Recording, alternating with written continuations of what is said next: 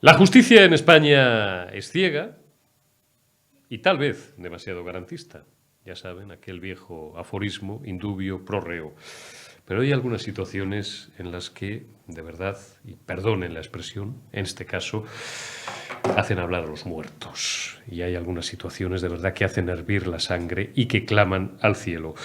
El caso por la desaparición y muerte de la pobre niña Marta del Castillo, 13 años ya, van a cumplirse, ha dado hoy un giro insospechado, un giro de 180 grados al reconocer Francisco Javier García Martín, el Cuco, y su madre, que mintieron en el primer juicio que se celebró 2 años después del asesinato de Marta del Castillo, en 2011, que mintieron en su declaración ante el tribunal. Mintieron acerca de dónde estaba el Cuco aquella famosa noche en aquel tristemente famoso piso de la calle León 13 de la localidad de la capital sevillana. Mintió el Cuco porque dijo que primero había dicho en su declaración policial que había estado allí, que había visto el cadáver de Marta del Castillo, luego se desdijo, luego volvió a desdecirse y ahora ha reconocido de nuevo o ha validado la que fue su primera declaración. Penalmente, para él, esto, la relevancia que tiene, y no es menor, es un nuevo juicio por falso testimonio, por el cual, o en función del cual, la Fiscalía del Ministerio Público pide 1.500 euros y 8 meses de prisión, y la familia de Marta del Castillo pide 1.800 euros de indemnización y 2 años de prisión.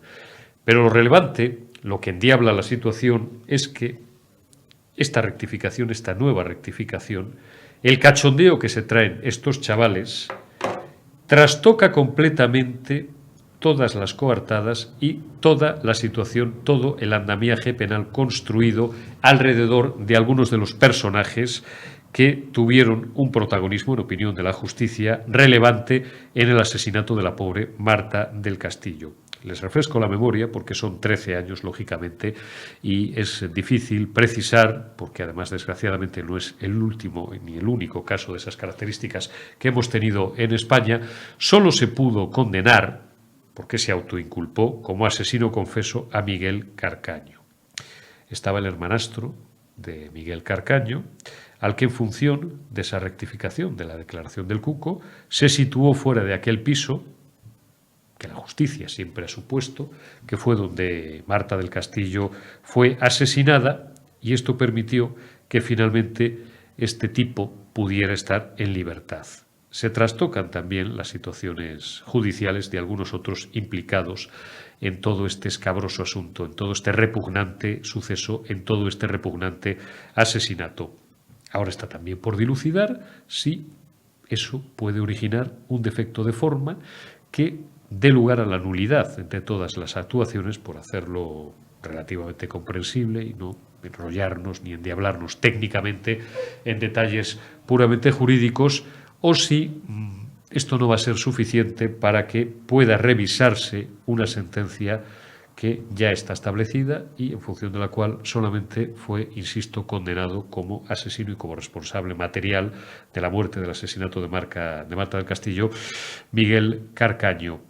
Es absolutamente increíble, no es la primera vez que lo decimos, que en casi 13 años no ya la policía, la Guardia Civil, las fuerzas y cuerpos de la seguridad del Estado, que son de los mejores del mundo, créanme, sino la propia justicia haya sido incapaz de esclarecer las circunstancias concretas del crimen, de quién fue realmente su autor material. Sí, hay una persona, como acabo de decir, que se autoinculpó y que por tanto cumple una pena por ello, pero si hubo, que tal ha parecido siempre a los investigadores y a las personas que han estado cerca del caso, tal ha parecido siempre, digo, que hubo una autoría coral, que hubo más asesinos, no solamente el señor Carcaño. Es increíble que en 13 años estos niñatos que lo eran no hayan confesado nunca dónde estaba el cuerpo de Marta del Castillo. Miren, por mi experiencia profesional de más de 30 años, parte de los cuales hemos dedicado a hacer también información acerca de ETA y de la lucha antiterrorista, sabemos bien que hasta los asesinos y criminales más sanguinarios y más bragados de la banda criminal de ultraizquierda ETA, ante un interrogatorio exquisito, como han sido siempre todos los de la policía o los de la Guardia Civil, cumpliendo siempre escrupulosamente con la legalidad, pero no podían soportarlo y hasta llegaban a defecarse en los pantalones alguno de estos etarras, sanguinarios, miserables, desgraciados, criminales del tiro en la nuca. Resulta llamativo que unos criajos, porque lo eran en aquella época, no hayan nunca confesado, a pesar de las miles, no, de los cientos de veces que se les ha interrogado, dónde está el cadáver de la pobre Marta del Castillo. Se llegó a remover media provincia de Sevilla y parte de las aledañas. Recuerden, vertederos, se dragó el Guadalquivir, se rastreó por tierra, mar y aire. Nunca se pudo dar con los restos mortales para que esa familia por lo menos pudiera descansar, pudiera darle tierra a su hija vilmente asesinada. Mi experiencia, digo, es de que aquí hay algo que no nos han contado, pero que parece bastante evidente. Si asesinos profesionales y matarifes y carniceros profesionales como los etarras no resistían un interrogatorio de la Guardia Civil o de la Policía Nacional, unos niñatos menos que nadie. ¿Quién ha protegido históricamente siempre a estos niñatos y les sigue protegiendo casi 13 años después? ¿Quién amenaza? Protege / amenaza. Sí, es lo mismo, son dos caras de una misma moneda. ¿Qué altos poderes o qué personalidades relevantes e influyentes amenazan a estos niñatos 13 años después para que no confiesen la verdad?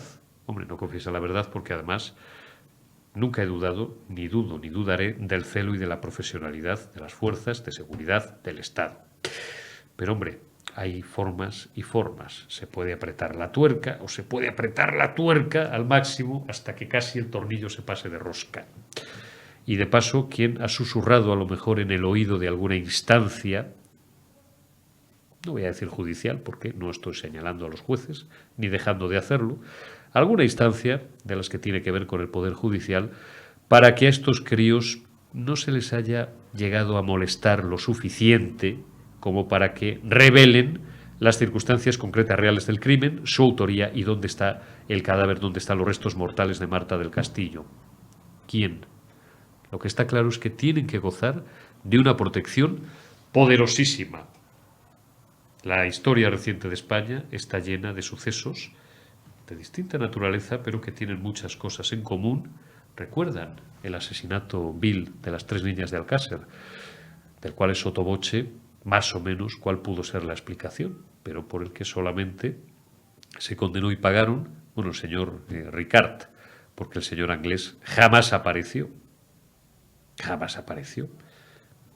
Desde que ocurrió aquello, y hace ya 30 años, como pasa el tiempo, ni siquiera se sabe a ciencia cierta todavía si Antonio Anglés está vivo, con otra identidad o no, en algún país del orbe conocido, o alguien se encargó de eliminarlo físicamente poco tiempo después de aquel triple crimen. El caso de Marta del Castillo no tiene mucha mejor pinta. No tengo yo la sensación de que si en 13 años no ha aparecido el cuerpo, vaya a aparecer nunca. Lo que tengo para mí es que antes o después la sangre de los muertos, desde una instancia superior, desde otro mundo, desde otro plano, el que haya, reclamará justicia. Y, por lo menos, acabaremos sabiendo, si no toda la verdad, casi toda la verdad. Y parte de esa verdad es saber qué poderosísimos personajes están detrás de estos niñatos. De momento nos dicen que el Cuco, aparte de ser un tipo absolutamente despreciable, no me cabe ninguna duda, es un ser, entonces era un niño, y ya es un hombre, o un niñato, o ya es un hombre, que desde hace casi 13 años tiene una vida que no es vida, es lo mínimo que se merece, y que vive obsesionado con su seguridad, por partida doble, seguramente, por quienes a lo mejor un día cometen una locura, personas que no le van a perdonar nunca este asesinato, y por quienes están detrás de él e, insisto, le protegen a la vez que le amenazan. No hables o si no, atente a las consecuencias. Don Carlos Lacaci Abogado, jurista, analista de la actualidad política. Muy buenas noches, amigo. ¿Cómo estás? Muy buenas noches, Eurico. Muy buenas noches a todos los oyentes y televidentes de tu programa, de vuestro programa. Y nada, aquí me tienes. Un placer contar contigo una semana más, Carlos. Ha estado esta mañana el presidente del gobierno, Pedro Sánchez, ha hablado, pues no lo sé, probablemente cerca de una hora, acerca de Pegasus, del espionaje, del presunto espionaje, de los independentistas catalanes, del CNI, de la ley, de la responsabilidad del gobierno o de la presidencia del gobierno sobre los servicios secretos. Al final, un tercio de la comparecencia la ha consumido, por resumir, y como decía en mi editorial, en negar que el CNI haya espiado, haya cometido cualquier tipo de ilícito penal, aunque a renglón seguido de repente reconoce que si se ha espiado, si se ha controlado o cuando el CNI espía o controla es, las generales de la ley, en defensa de la seguridad del Estado y de la garantía del sistema, pero el presidente del gobierno, presidencia del gobierno tienen una responsabilidad, pero como no sabemos si la tiene o no la tiene, vamos a cambiar la ley y anuncia una nueva ley. Otro 20 o 30% de la comparecencia lo ha dedicado a arrodillarse y a hacer genuflexiones a los separatistas catalanes y vascos y a los bildutarras particularmente, y de paso a sus ministros comunistas, 5 que los tiene y que no los puede echar, claro, porque si no es como si se echara él mismo, a las 24 horas se tiene que ir de la Moncloa. Y el otro 30%, el otro 35%, el otro tercio de la comparecencia lo ha dedicado a meterse con el Partido Popular y que si Gürtel, que si la corrupción, que si la abuela fuma, que si vivimos ahora mejor que con Rajoy. Por Dios, Mariano Rajoy, ¿quién se acuerda? No me lo interprete mal nadie, ¿eh? Es una licencia. ¿Quién se acuerda de Mariano Rajoy, por favor? Si se fue, además, calle de Alcalá arriba o calle de Alcalá abajo, yo creo que se lo llevaron por la calle de Alcalá arriba para que le diera el aire, se fue el 1 de julio, pobre hombre, con bueno, los años que fue presidente del gobierno y que por tanto solo por eso merece un respeto, se fue el 1 de junio de 2018. Este hombre se cachondea de los españoles, Carlos, nos toma por imbéciles o realmente ha perdido el contacto con la realidad. O un poco de todo, ¿no? Como en una ensalada, realmente, que con buenos y variados ingredientes. En este caso no sé si tan buenos.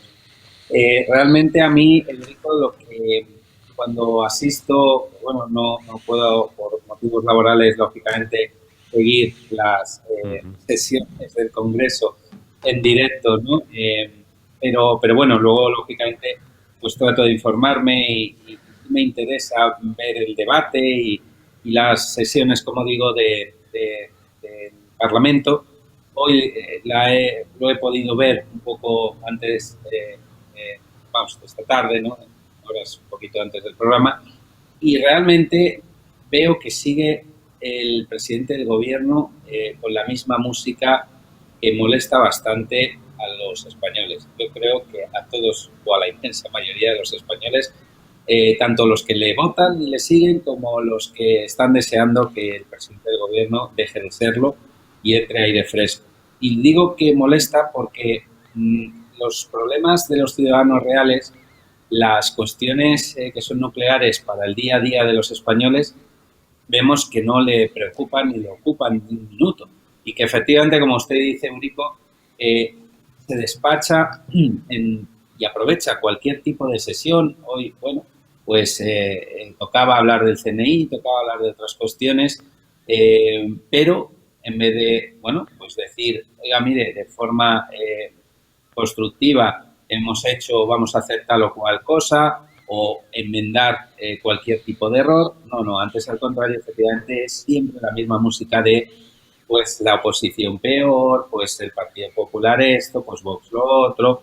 Entonces, esto ya pues termina agotando en la paciencia, yo creo, de todos los españoles. Desde luego, la mía pues hace que, como digo, aun teniendo interés por seguir la actualidad política, que la sigo, pues pierdo mucho interés en ver y en escuchar si hay algún atisbo de responsabilidad por parte de este gobierno o de acción que sea, bueno, pues por el bien de los españoles. A mí me sorprende, y yo voy a subrayar simplemente, Eurico, en esta primera parte, que cuando el presidente del gobierno habla de posibles incluso deslealtades constitucionales, habla respecto a la oposición y pretende defenderse, ¿no? Diciendo que, bueno, pues que ellos son poco menos que el adalid de los derechos constitucionales y del respeto a la Constitución, y que una institución como el CNI, pues bueno, que jamás con su gobierno, bueno, pues tiene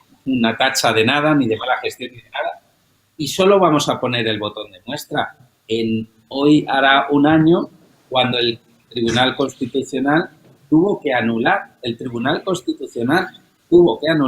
la designación del entonces vicepresidente del gobierno, a la sazón Pablo Iglesias, para que entrara en el órgano de control del CNI por la puerta de atrás con un decreto ley que no estaba previsto en la legislación, una legislación que el presidente del gobierno, bueno, ya te digo, que se plantea como el adalid bueno, pues del defensor de la ley, del orden y de la Constitución, y se la saltó a la torera en plena pandemia por la puerta de atrás con un decreto ley que luego el Tribunal Constitucional, como decimos, tuvo que anular. Lo que ocurre es que ya no tuvo efectos prácticos porque el vicepresidente del gobierno de entonces, Pablo Iglesias, pues pasó a mejor vida, seguro, en una casa mejor y en una vida mejor, ¿no? Pero ahí estuvo controlando, o en esas reuniones secretas del Centro Nacional de Inteligencia, nuestro órgano de seguridad mayor que hay en España, y bueno, pues como decimos, teniendo acceso a todos los secretos de Estado, o al menos de esas reuniones secretas, cuando ese individuo, y lo subrayamos, yo al menos lo subrayo, porque era uno, y sigue siendo aún una hora fuera de la política, de los que quiere y pretendía destruir las instituciones democráticas y la propia Constitución. Por tanto, yo me quedo con ese botón de muestra, Rodrigo. Está meridianamente claro. Hay otro asunto hoy de la actualidad, Carlos, y además me interesa mucho tu punto de vista como abogado, como jurista y como persona que, bueno, pues la parte del león de tu actividad profesional precisamente la desarrollas, bueno, entre tu despacho, entre tu bufete y los juzgados, ¿no? Hoy hemos conocido iba a decir con gran escándalo, aquí en este país ya no nos escandaliza nada, que el Cuco, recordamos, para quien, aunque yo creo que todo el mundo sabe de quién diablos estamos hablando, de este personaje, no lo voy a calificar de otra forma, ya se califica él solo, ha reconocido que mintió, que no dijo la verdad, en uno de los procesos, una de las varias causas judiciales, pues que tenía a sus espaldas, a cuenta del asesinato de Marta del Castillo. Lo primero, vamos a ir por partes, Carlos. Me interesa, digo, mucho tu punto de vista como jurista y porque además tú lo explicas muy bien, incluso para los que sean legos, completamente legos en materia de derecho.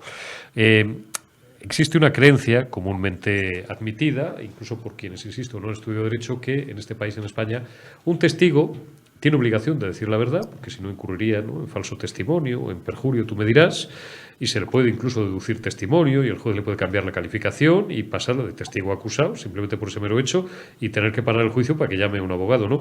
Pero quien sí puede mentir, cree el común de los mortales, o se cree en la calle, y esto es así, pero no del todo es así. Quien sí puede mentir, entre comillas, es alguien, es el acusado, por hacerlo corto. Puede mentir, o lo que le faculta la ley es a darle la posibilidad de no inculparse.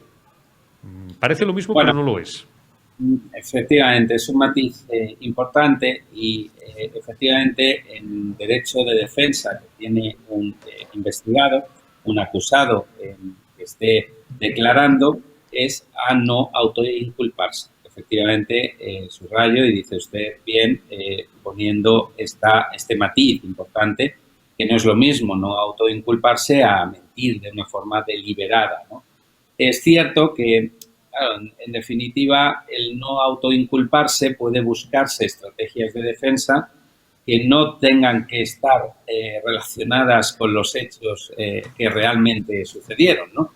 Y ahí, bueno, pues ahí la estrategia de defensa sí le permite ir por esas vías, explorando una vía que estaría muy en el límite entre lo que usted dice, no autoinculparse y no decir verdad, que al final es mentir.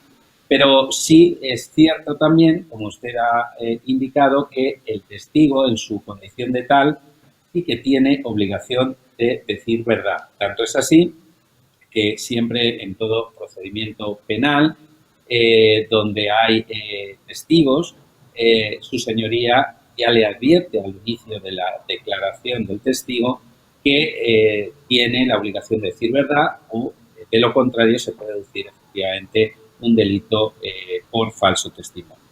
El cuco, en este tema que usted ha mencionado, conocido como el cuco, bueno, uno de los que fueron condenados, lo que pasa es que era menor de edad y en su condición de tal, pues no entró en prisión, pero en uno de los procedimientos, uno de los muchos procedimientos y de las causas abiertas que se seguían y aún se siguen por el caso, por el triste caso de Marta del Castillo, en paz descanse y qué pena para esa familia a la que le mando desde aquí también a Antonio del Castillo, a su mujer y a todo el resto de familia que conocemos bien y incluso les hemos ofrecido y les seguimos ofreciendo nuestro apoyo y asesoramiento, pues todo nuestro apoyo, como digo. Bueno, pues el tal Cuco, en uno de los procedimientos que tuvo la consecuencia de que se formara el tribunal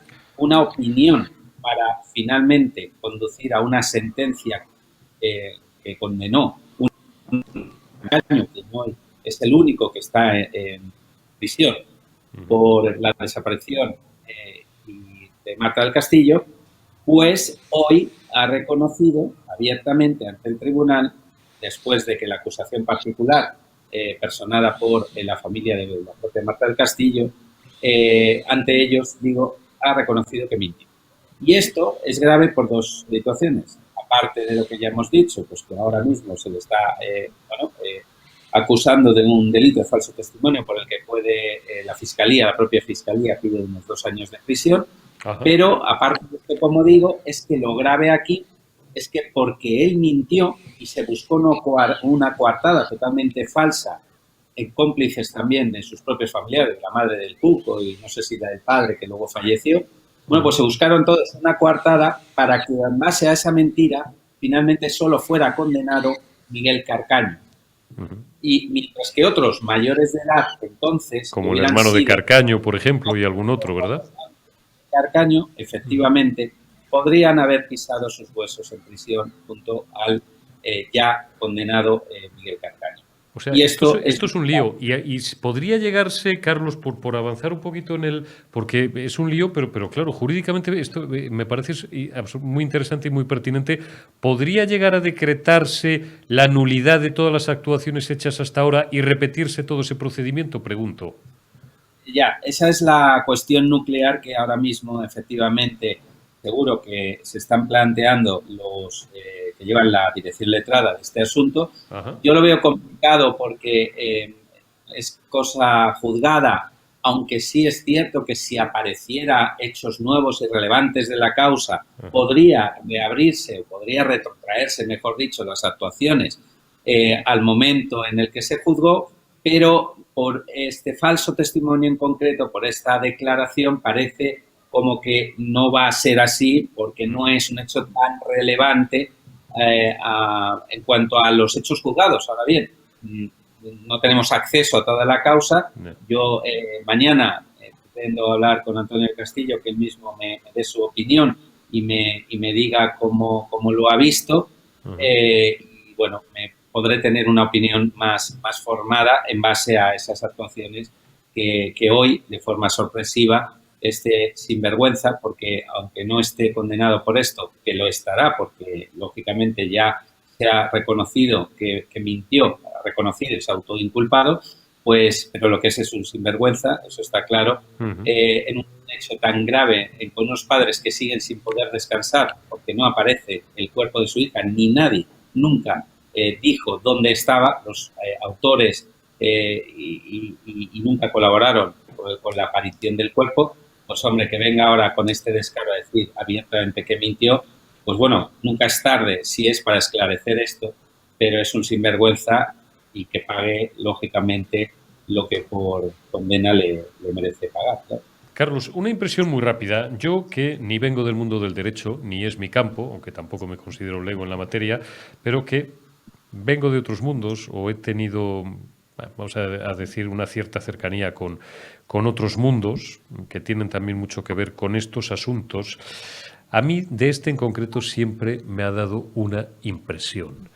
Es decir, que tantos años después no haya aparecido el cuerpo de la pobre Marta del Castillo, y aplico no solo la navaja de Ockham, para quien no lo sepa, es que ante una variedad, un ramillete de explicaciones posibles para una cosa, normalmente suele ser la más sencilla, la real, la verídica. Bueno, aparte de eso, insisto, por mi conocimiento de determinados niveles, no de la justicia, sino a lo mejor del ámbito policial o de la seguridad.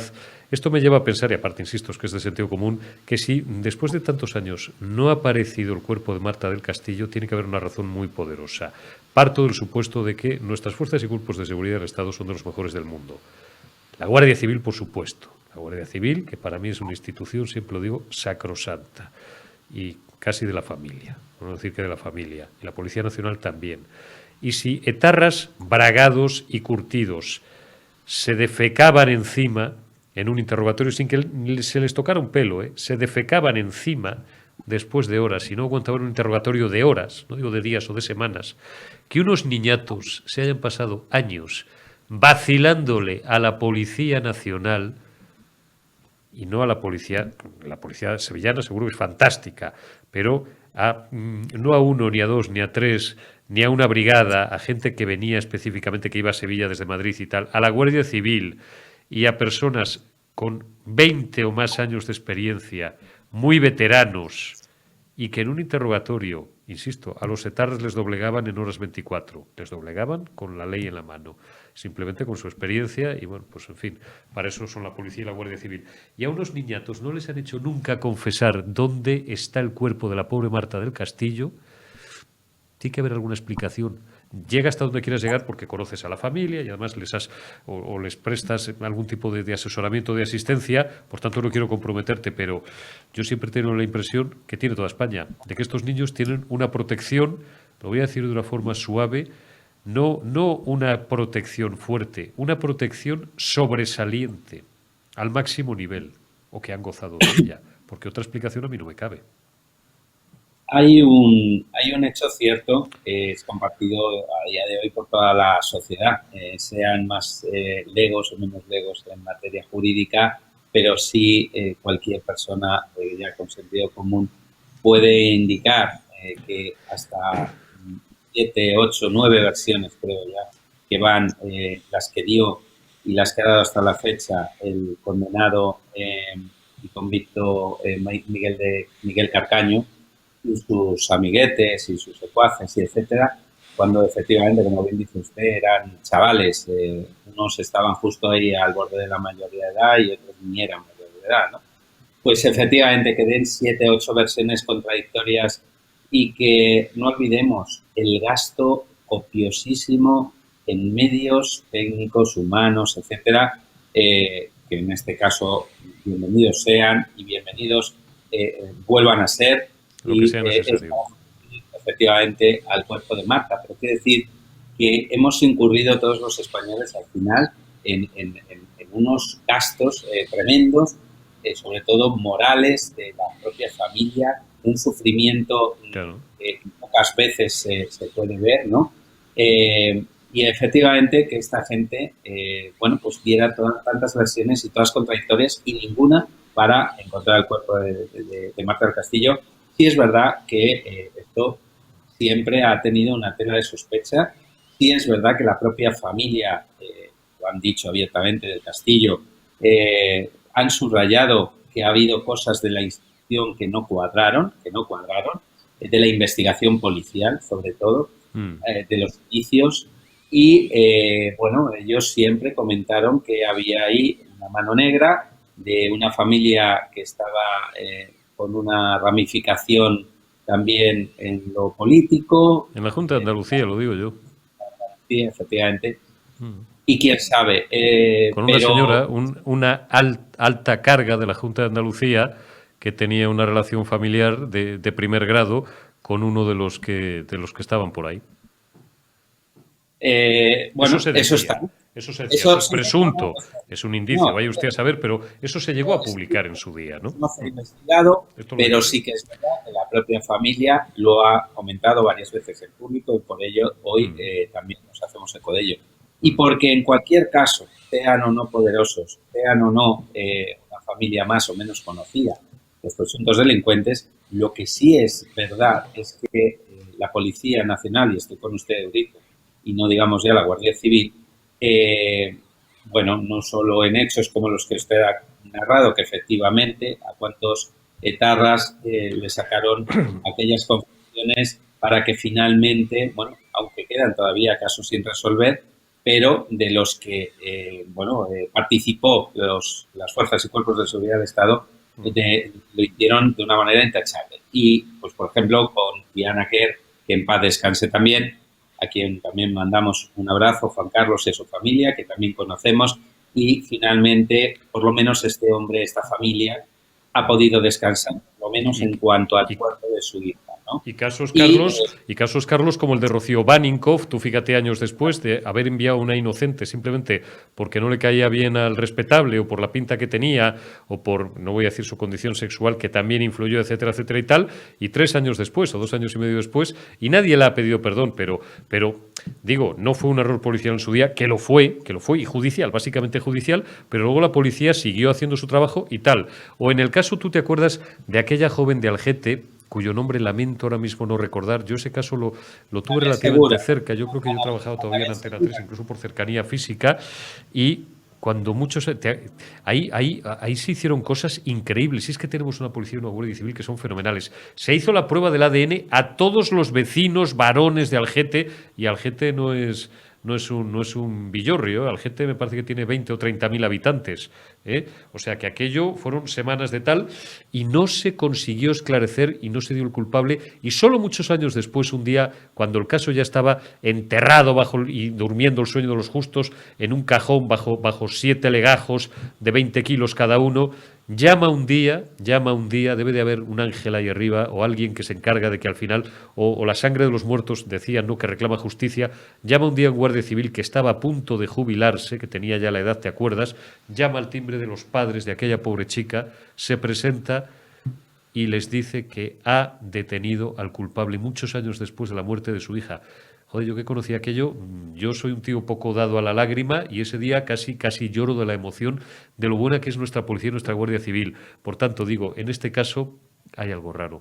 O sea, hay algo raro porque... Debe de haberlo, es obvio, pero también le digo una cosa, Eurico.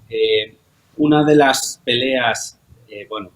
una de las cosas que los padres de estas niñas que en paz descansan han sido asesinadas y algunas de ellas que ni siquiera han aparecido, como el caso, como estamos hablando, de Marta del Castillo, es precisamente que se reforme la ley en el sentido de aquellos criminales, aquellos delincuentes que han hecho el acto directamente de matar, asesinar o esconder el cuerpo de estas personas y no colaborar luego, una vez detenidos y ya confesados en el crimen, o al menos que las pruebas se dirigen a ellos, no colaborar con la justicia, que sea un agravante y que incluso aquellos que, sabiendo dónde pudiera estar el cuerpo, no colaboren, pudieran hacerles condenar por la prisión permanente revisable. Esto es lo que están recogiendo firmas Juan Carlos Kerr, la propia familia de Antonio Castillo y otras tantas familias que por derecho y por descanso se merecen que se reclame y se haga justicia. Algo, por cierto, a lo que la progresía, en un alarde de incongruencia, de hipocresía y de cinismo, luego siempre se niega. La progresía, la que se llena la boca hablando de lo que ellos llaman violencia de género y tal y otras muchas cosas, pero luego cuando se plantea este debate como el que acaba de plantear Carlos Lacaci, desde el punto de vista ni siquiera político, judicial, jurídico, refórmese la ley para tal, prisión permanente revisable, es decir, cadena perpetua de toda la vida de Dios, ¿no? Lo que siempre hemos conocido como cadena perpetua, inmediatamente sale esa parte legalista y buenista de la izquierda. Me voy a echar hacia adelante porque dicen que cuando me echo hacia atrás se me deja de oír porque Dios no me ha dotado de un chorro de voz suficiente, que es un hándicap que tenemos. digo, esa parte legalista de la izquierda y buenista que dice, no, qué barbaridad la cadena perpetua. La justicia en España, no tanto el mundo anglosajón, como Carlos Lacaci sabe bien, sobre todo tiene una finalidad no vengativa, sino redentora, de reinserción de tal. Oiga, pues pónganse ustedes de acuerdo, pero algo habrá que hacer, y lo que apunta Carlos Lacaci es lo que piensan millones de españoles, que no por ello son unos peligrosos fascistas, pero, hombre, no solamente que el que la hace la paga, por supuesto, sino que además la coerción sea lo suficientemente fuerte como para inducir al tío que va a delinquir o que va a violar o que va a robar o que va a matar, hombre, a que no lo haga, ¿no? Fíjese, Eurico, que en este caso, para que se vea muchísimo más gráfico, ¿no?, el dolor de esta familia y hasta dónde estaban dispuestos a llegar y dónde han estado siempre. Antonio del Castillo se entrevistó con Miguel Carcaño, se entrevistó con él, y en una de las entrevistas que le hizo de cara a cara le dijo que estaba dispuesto a, bueno, ofrecerle cualquier tipo incluso de, bueno, a la salida de prisión, si colaboraba y le decía dónde estaba el cuerpo de Marta para que de alguna manera pudiera tener pues un piso o algo donde agarrarse. O sea, en la desesperación de un hombre que es capaz incluso de decir, oye, si ayudas, si nos dices dónde está el cuerpo de Marta, yo también puedo, de alguna manera, intentar ayudar, aunque fíjense, ¿no?, en la cabeza de ese dolor de ese padre con lo que este individuo hubiera hecho. Pero quiero decir con esto que se les ha dado las oportunidades, no una, sino X, infinitas. Se les ha aguantado que den versiones contradictorias una y mil veces. Han dado versiones que primero estaba en el río Guadalquivir, luego en un escombrero, luego en no sé dónde, y allí toda la comisión, todos las fuerzas y cuerpos de seguridad del Estado, todos los vecinos, la familia, los primeros, con la lengua afuera. Ese abuelo es una persona excelente, al que yo conozco y admiro, con esa entereza, el abuelo de Marta del Castillo también, cómo el hombre siempre sin perder esperanza de un lado para otro. Hombre, esto yo entiendo que la izquierda tenga su ideario. Bueno, no lo comparto, pero puedo llegar a entenderlo. Pero cuando estamos hablando de sentimientos de una familia que ha perdido a su hija de una forma involuntaria, cruel, vil, cuando los autores, los criminales, los delincuentes ya que están en prisión, se les da oportunidad de decir, mire, si me dice dónde está el cuerpo, pues a lo mejor usted tiene no sé, algo podemos hacer en su favor o le imploro. Y aún así se siguen riendo de la justicia y siguen sin decir dónde está el cuerpo de una niña inocente como Marta del Castillo, que en paz descanse, pues no hay mucho más que decir. Esto ya no es cuestión de ideología, esto es cuestión de moralidad, de sentimiento, de humanidad. Y esta gente merece humanidad, respeto y justicia. Que nadie me malinterprete, porque no quiero decir nada diferente exactamente de lo que voy a decir, ¿eh? Y me van a entender enseguida. Es milagroso que nadie en este país, o muy poca gente, se haya tomado o haya intentado tomarse la justicia por su mano. Pónganse ustedes... Estoy diciendo exactamente lo que estoy diciendo, ¿eh? Que me resulta llamativo, milagroso, y que me demuestra que en este país la gente, como decía el llorado Manolo Summers, el genial Manolo Summers, todo el mundo bueno. O si no todo el mundo bueno, casi todo el mundo en España sigue siendo buena gente. Y aunque te hagan lo peor que se puede hacer con una persona, que es asesinarle a un hijo, o a una hija en este caso, arrancarle la vida de cuajo de un hijo o de una hija, es llamativo que nadie pues nunca haya hecho ninguna tontería, ¿no? Y se haya tomado la justicia por su mano. Eso dice mucho de la buena gente, y eso debería de espolearnos para, ¿cómo era aquello de compadece o castiga o persigue al delincuente y tal? No recuerdo bien la frase que estudiaban ustedes. Odia al delito y compadece al delincuente. Bueno, pues en este caso no hay que compadecer al delincuente, hay que compadecer a las víctimas y al delincuente dentro de la legalidad vigente, la mano más dura posible. Pero claro, pues oye, viendo lo que pasa en otros países, donde a veces la gente pues se toma la justicia por su mano y funciona más el Antiguo Testamento que el Nuevo y la ley del talión, me resulta llamativo pues que en España, con la cantidad de cosas que han pasado y que siguen pasando, no haya un padre o no haya un hermano o no haya un amigo, un familiar directo que nunca haya perdido, casi nunca haya perdido la chaveta y haya cometido una locura. Don Carlos Lacaci, yo querría haber hablado con usted, pero le prometo que pospongo ese debate para la semana que viene. Pero ya se nos acaban los minutos, se nos agotan los minutos, porque ahora tengo que recibir a una buena amiga, que es la que va a abrochar hoy nuestro programa. Otro día vamos a hablar de armas de fuego, a cuento de la matanza de Texas, en Estados Unidos, donde han perdido la vida ya 2 decenas de chavales, de niños, que es terrible. Pero claro, esto da pie, como siempre, a una polémica muy enconada, que es recurrente, porque ya hace unas semanas ocurrió algo similar en Búfalo, y todos los años en Estados Unidos tenemos 2 o 3 de estas. Digo Estados Unidos, claro, Estados Unidos tiene 300 millones de habitantes, entonces es normal que ahí sea donde pasen más cosas y con más frecuencia. Es una cuestión estadística. Y le preguntaré desde el punto de vista también jurídico, su opinión, y político, por supuesto, sobre la permisividad que hay en algunos estados acerca de la tenencia de armas de fuego. No, bueno, deme una pincelada, aunque sean un par de minutos, porque como yo consumo tanto tiempo por hacer la pregunta, pido a veces disculpas a los espectadores, es verdad, pues no le voy a dejar el toro en suerte y le voy a despedir como si nada. Así, y otro día hablamos más en detalle. ¿Es usted partidario del libre acceso de cualquier ciudadano a las armas de fuego? Es un debate más endiablado de lo que parece, ¿eh? No es un debate de barra de bar, por lo menos es mi opinión, ya lo digo. Efectivamente, Enrico, es un tema que conviene estudiar bien, que conviene contextualizarlo también, ponerlo también incluso geográficamente donde va a entrar en vigor.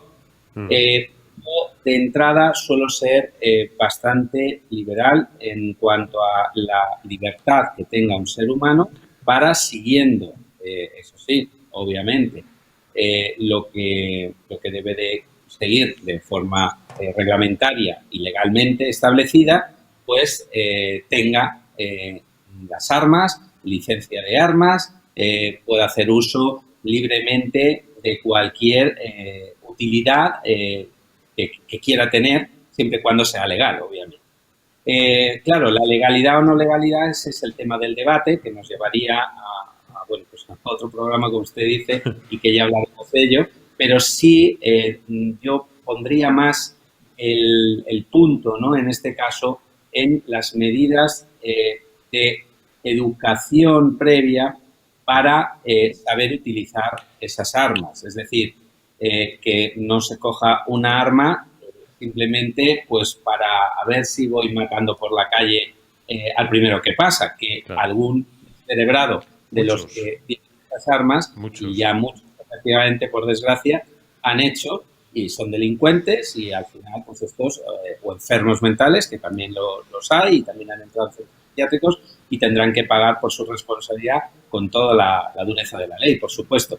Ahora, restringir o prohibir o permitir el tema de las armas es un debate que, ya le digo, que da para otro programa, como usted bien ha dicho, y que si quiere un día lo abordamos con más minutos. En España siempre se dice, no, es que en España es muy complicado que efectivamente, en España es muy complicado que tengan un arma de fuego, porque las licencias, bueno, efectivamente pasan por el Ministerio del Interior, pero ni siquiera se encarga de ello, o es responsabilidad de ello, la Policía Nacional. No sé si esto lo sabe todo el mundo, es la Guardia Civil la que te da y la que acredita tanto el permiso que tú tienes para disponer de un arma de fuego.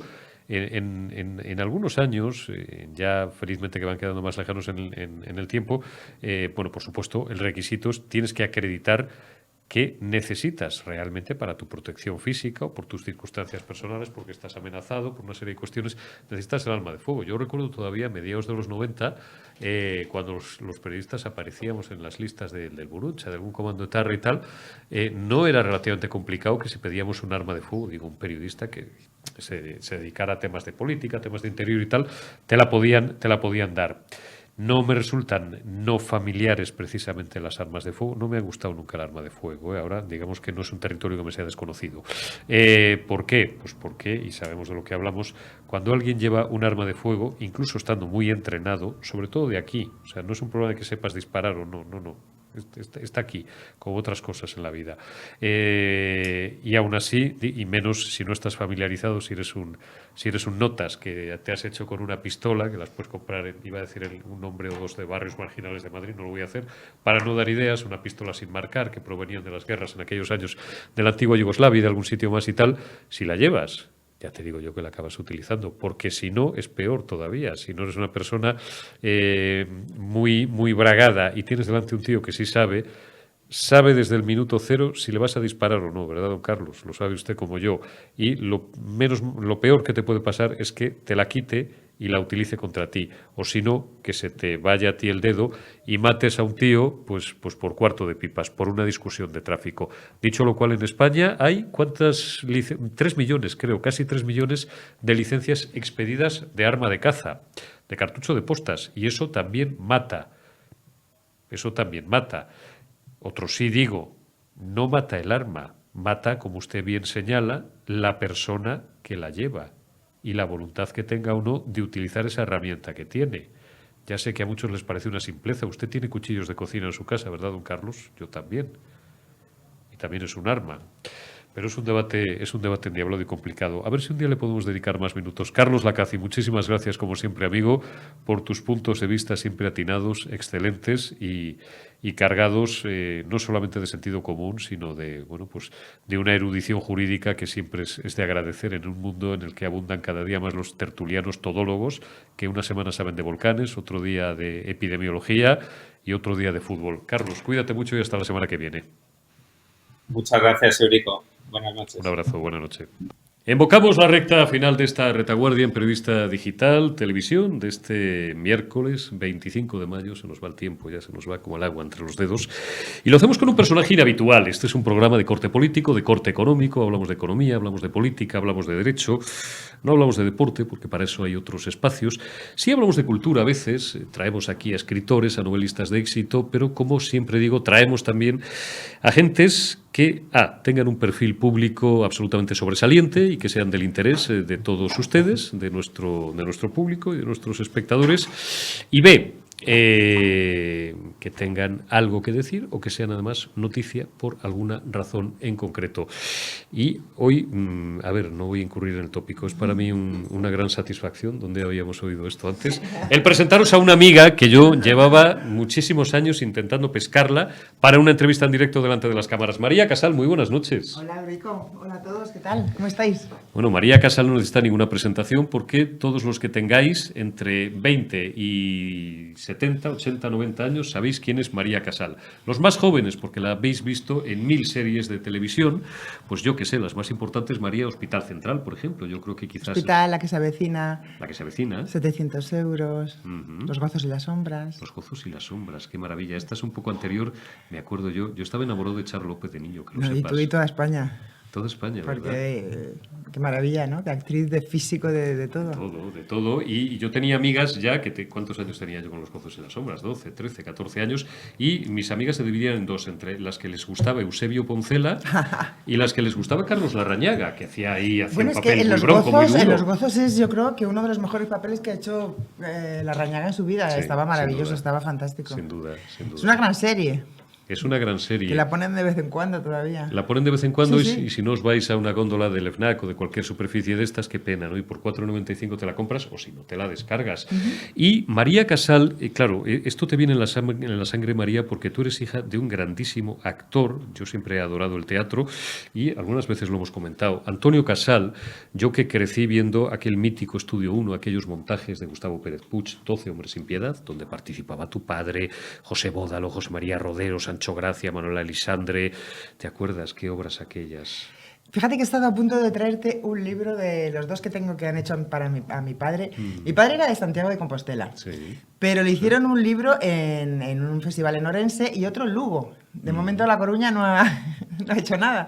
Y te iba a traer uno, pero digo, va a aparecer ahí que está ahí mi papi. El próximo día no te lo mando. No te libras. Vengo con el Yo soy un gran admirador de tu padre y ahora Vamos a hablar enseguida porque yo quiero que hablemos hoy de tu libro y de tu obra. Pero ahí está. Bueno, María Casal, no me hagas lo que un político andaluz muy conocido que se dejó fotografiar con el Financial Times al revés. Luego te digo, bueno. sí, luego te digo quién es.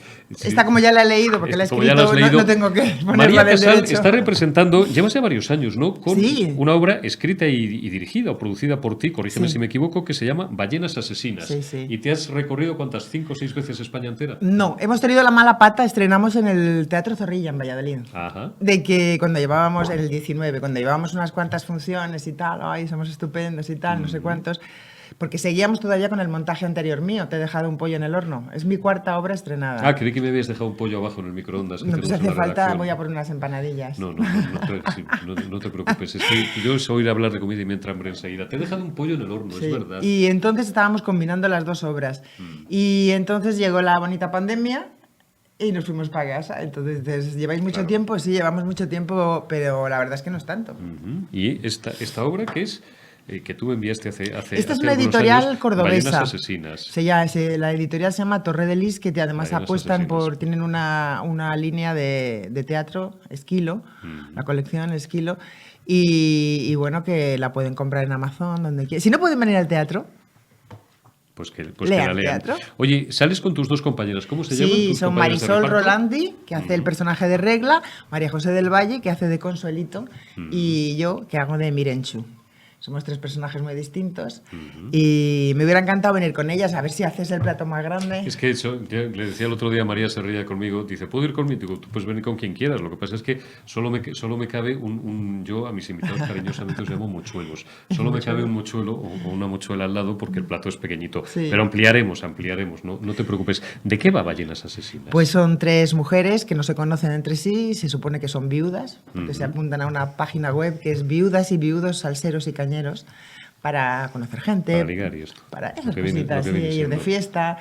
Y son tres mujeres muy, muy distintas y cada una va por un camino, no tienen nada que ver, y se conocen allí en una fiesta que hacemos en un hotel muy bonito en... Ahora os llaman singles, María, ¿no? ¿Cómo es esto? No lo sé.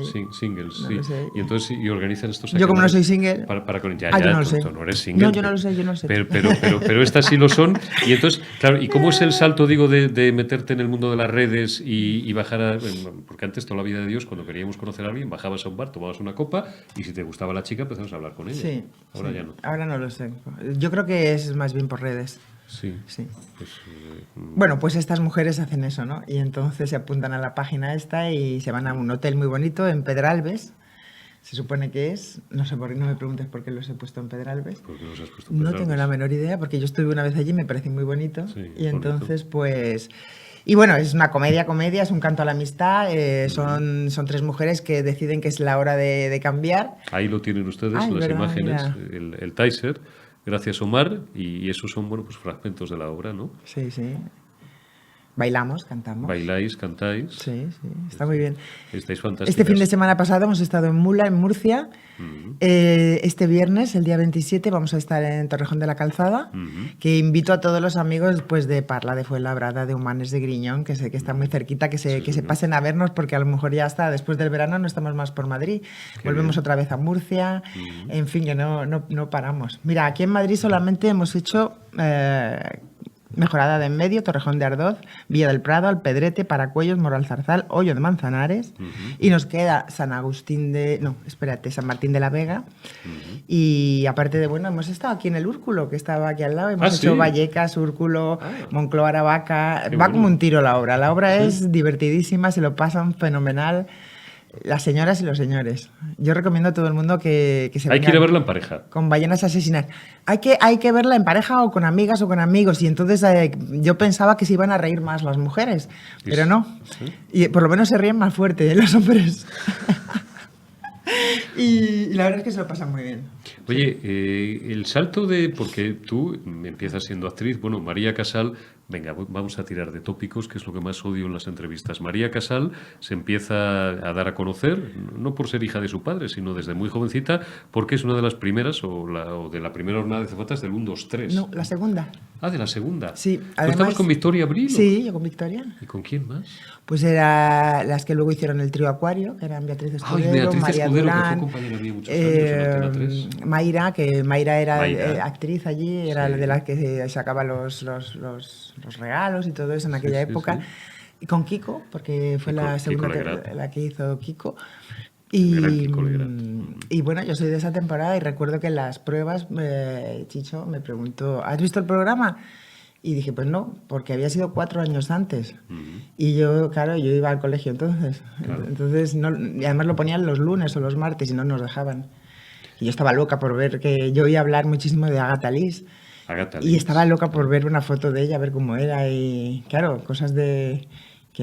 A estatura no te ganaba ninguna, porque tú eres una mujer Sí, sí. en fin, y ya con un taconazo de 10-12 centímetros, ni te cuento. A Sí. Chicho le darías casi capones con la barbilla, ¿no? No, no me atrevía.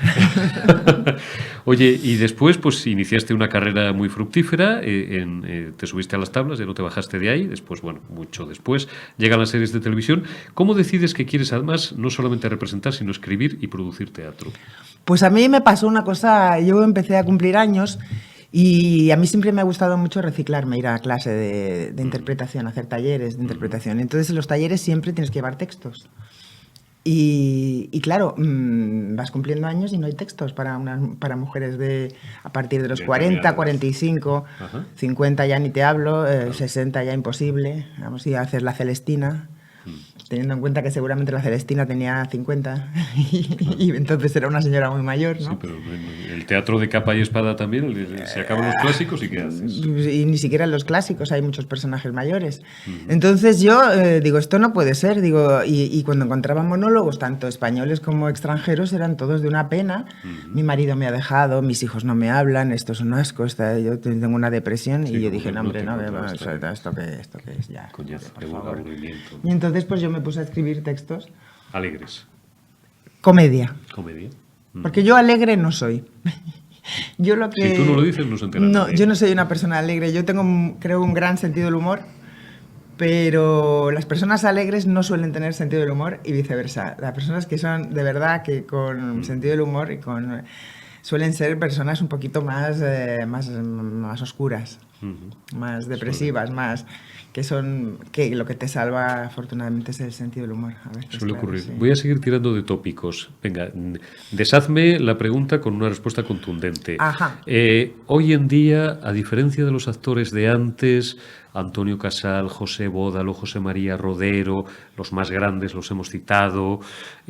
Bueno, yo estaba fascinado, yo que soy un hombre que viene bueno, del mundo de la radio, por supuesto, y de la locución y un poco el doblaje, y siempre que alguien ha hecho referencia a mi voz, yo decía voces las que yo conocí cuando yo era pequeño y quería tener esa voz de mayor, Alberto Closas y Alberto Oliveras. Alberto Closas, que era un grandísimo actor. Entonces, tiro de tópico ahora. ¿Se cuidaban antes más las voces, la dicción, o no? ¿O esto es un tópico, esto de que los actores, Sí. salvando honrosísimas excepciones, que hay muchas, de que los actores hoy en día hablan peor, se les entiende menos, etc.? Eso es verdad. Lo que pasa es que no pasa solo aquí en España. Ajá.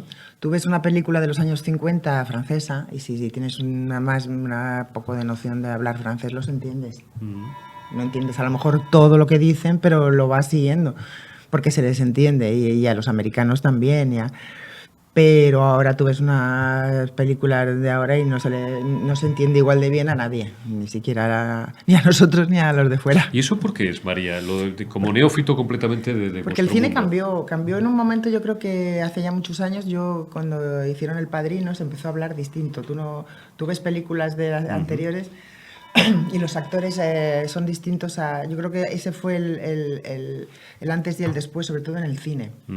En el teatro se sigue conservando todavía la dicción, porque claro, nosotros hablamos para los del entresuelo también. Si no entonces, proyectas la voz, si eso no proyectas, si no hay pronuncias, manera. no se enteran, no Claro. entienden. Entonces ahí a lo mejor pues pierdes algo de naturalidad, pero tienes que ganar en comprensión, porque si no es imposible.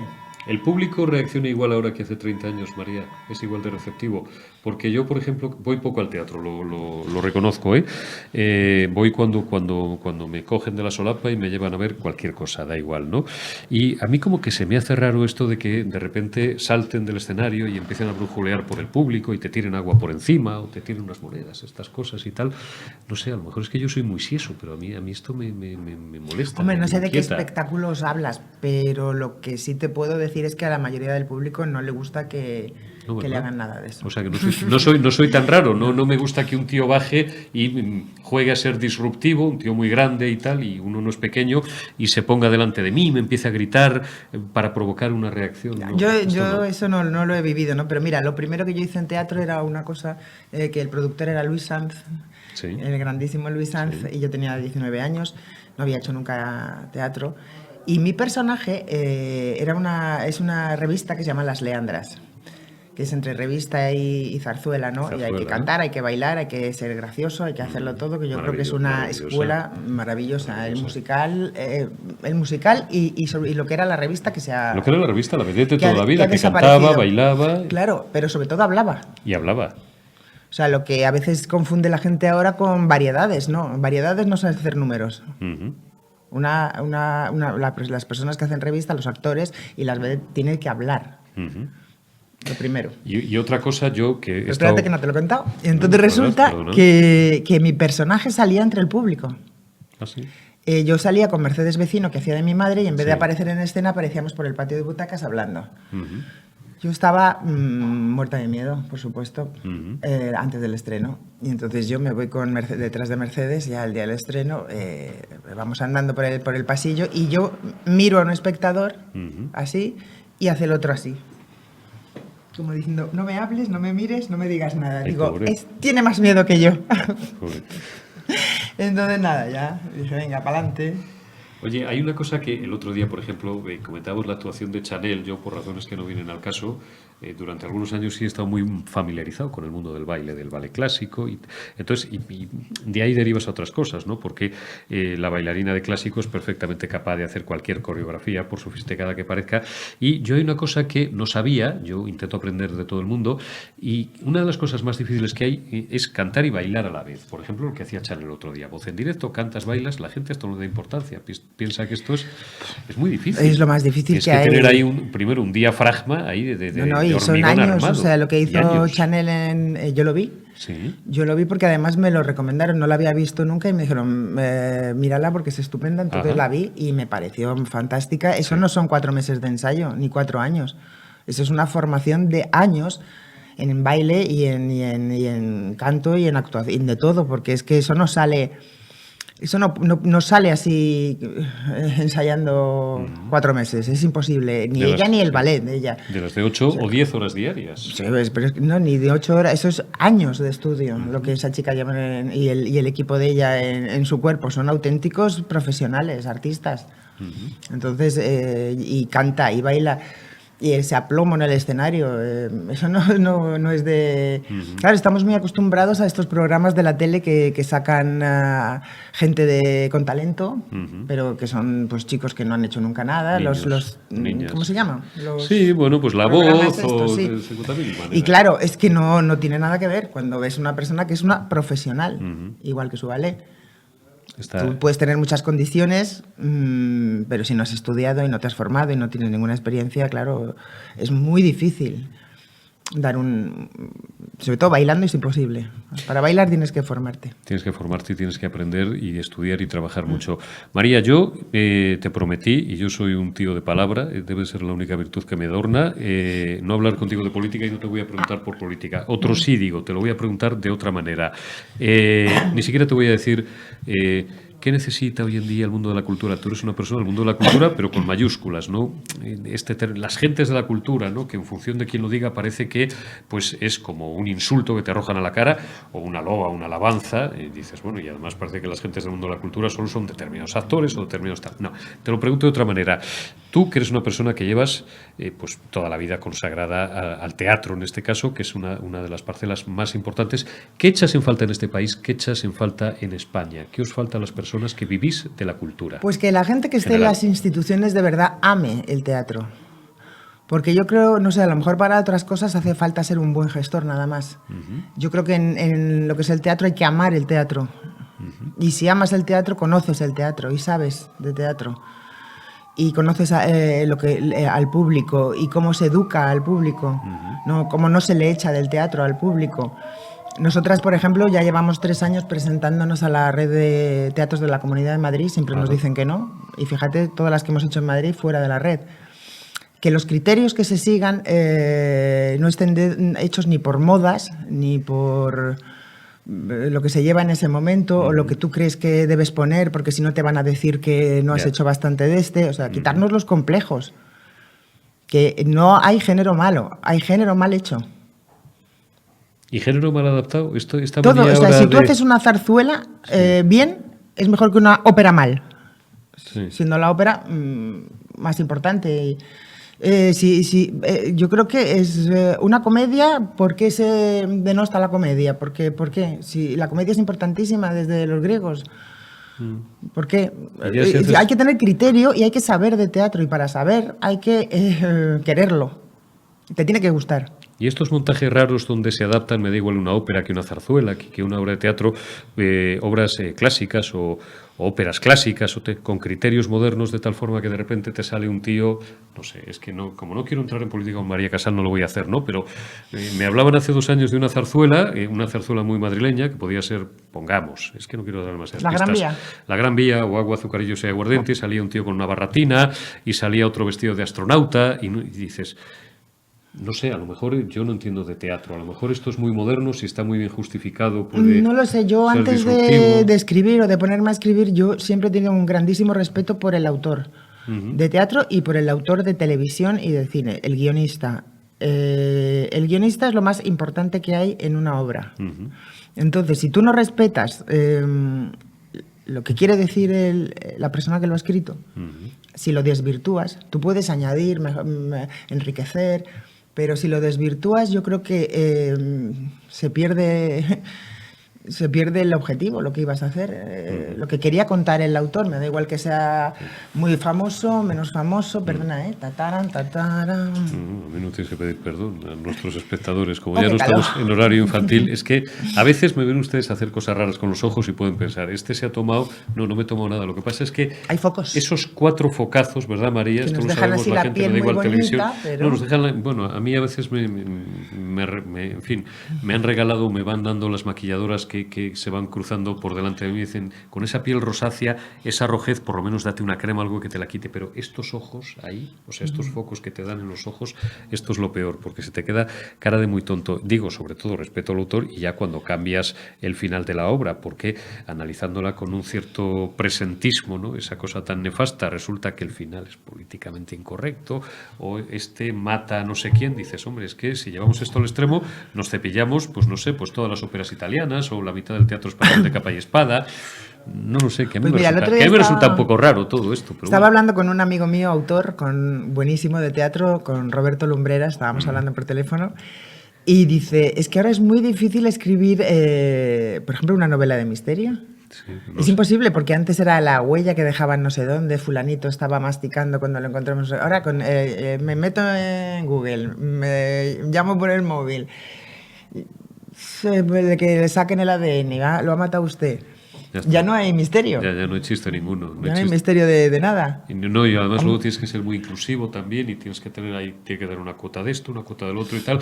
Y entonces, joder, pues mira, ya que lo haga un algoritmo, que lo haga un ordenador, que pues si te parametrice los personajes. Hay muchísimas series de éxito que están o bien basadas en el futuro o en el pasado, son vintage, de los años 70, de los 60, de los 50, anteriores, porque yo creo que eso da más juego dramáticamente. Mucho más. Que la época actual da poco juego. Que ahora hace Netflix y que se viene haciendo, bueno, yo creo que es en Muerte de un viajante, ¿no? Esto se lo escuché a Manolo Arias hace unos meses, una entrevista que le hicimos, esto del continuo flashback, el flash forward y tal, no sé qué, esto que ahora creen que han inventado los de, lo siento, no es referencial, los de Netflix, no quiero meterme con ninguna plataforma, y todas las series entonces son iguales. a mí llega un momento, hombre, yo procuro estar atento, ¿no? Llega un momento que confieso que me marean, ¿no? De atrás adelante, de adelante atrás, pero es verdad que están tan bien hechas, ¿no? Sí, Algunas, y sobre por todo lo eso menos. que no da juego en la época actual para casi ninguna situación, ni siquiera romántica, ¿no? Es decir, tengo ganas de ligar, voy a meterme en el Tinder. Tú, no, tú sí. Ah, pues venga ya. No, a veces me voy al pueblo y paseo por la plaza y la veo o no la veo. Me meto en un bar y pido Esas una cosas cerveza y me que puedo hablar con antiguas. alguien, no sé. Sí, o sea, lo de toda la vida. ¿Quieres conocer a un chico o una chica? Coño, pues baja a la calle, ¿no? Y tal. No, ahora ya... María, ultimísima. ¿Qué sueños te quedan? Esto es como si yo fuera un becario de periodismo y te dijera, María, ¿qué 3 cosas te llevarías a una isla desierta? ¿Qué sueños te quedan? Pues no sé. ¿Has hecho todo lo que querías hacer como actriz, ni como, mucho menos, como ni autora, mucho menos, como ni mucho productora? menos.